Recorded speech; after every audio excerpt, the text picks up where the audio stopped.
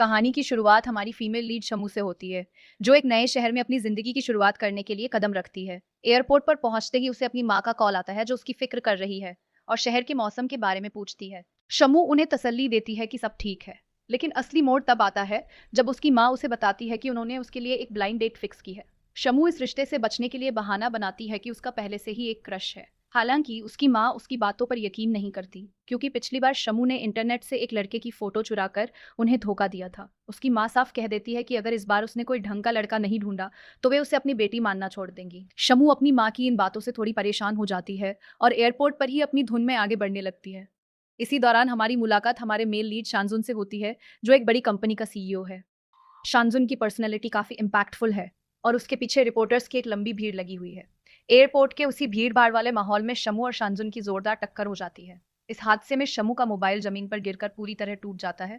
शमू को गुस्सा आता है और वो अपना नुकसान देखकर शानजुन का पीछा करने लगती है। शानजुन उस वक्त रिपोर्टर से बचने की कोशिश कर रहा था, इसलिए वो शमू की बातों पर ध्यान दिए बिना अपनी कार की तरफ भागता है। शमू भी हार नहीं मानती और उसके पीछे पीछे कार तक पहुंच जाती है। वह सिर्फ अपने मोबाइल के पैसे वापस चाहती थी, लेकिन तभी वहां एक हादसा हो जाता है। एक रिपोर्टर का पैर फिसलने की वजह से शमू सीधे शानजुन के ऊपर जा गिरती है।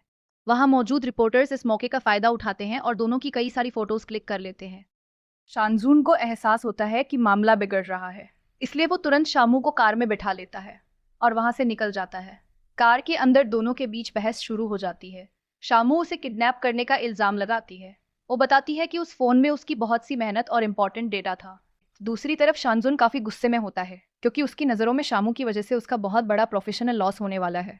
शानजुन उसे बीच रास्ते में एक बस स्टॉप पर उतार देता है। शामू का फोन काम नहीं कर रहा होता, इसलिए वो परेशान हालत में अपनी दोस्त तांग के घर पहुंचती है। तांग उसे देखकर काफी खुश होती है। शामू जब तांग का बड़ा और लग्जरियस घर देखती है तो वो हैरान रह जाती है और दोनों के बीच हल्की फुल्की नोक झोंक होती है। बातों ही बातों में शामू को याद आता है कि उसका एक इंपॉर्टेंट बैग एयरपोर्ट पर ही छूट गया है। वो बैग उसके लिए बहुत ज़रूरी था, क्योंकि उसमें उसके नए घर के कागजात और ज़रूरी कपड़े थे।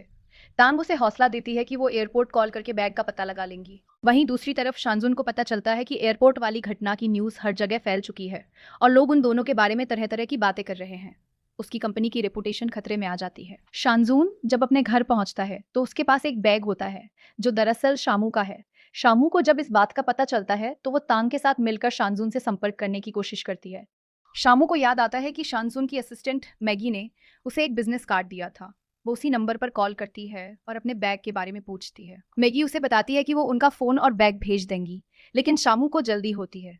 इसी बीच शामू की माँ का दोबारा कॉल आता है और वो उसे पुराने घर का एड्रेस बताती है, जहाँ शामू को रहना है। जब शामू उस बताए हुए एड्रेस पर पहुंचती है तो कहानी एक नया और हैरत अंगेज मोड़ लेती है, क्योंकि वही शानजुन का भी ठिकाना निकलता है।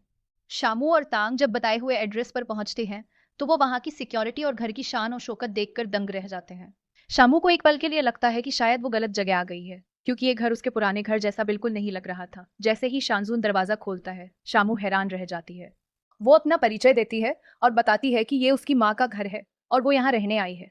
शानजून उसे देखते ही तुरंत दरवाजा बंद करने की कोशिश करता है, लेकिन शामू हिम्मत दिखाती है और दरवाजे में अपना हाथ फंसा देती है। वो साफ कह देती है कि वो अपने पैसे और अपना सामान लिए बिना यहाँ से नहीं जाएगी। तांग बीच बचाव करती है और शानजून को किसी तरह मना लेती है कि वो उन्हें अंदर आने दे। घर के अंदर शामू अपनी 3 मांगे रखती है, उसका मोबाइल, उसका बैग और उसका बैग। और जब शामू इतने सारे नए मोबाइल्स देखकर सवाल करती है तो शानजून उसे अपने काम से काम रखने की हिदायत देता है।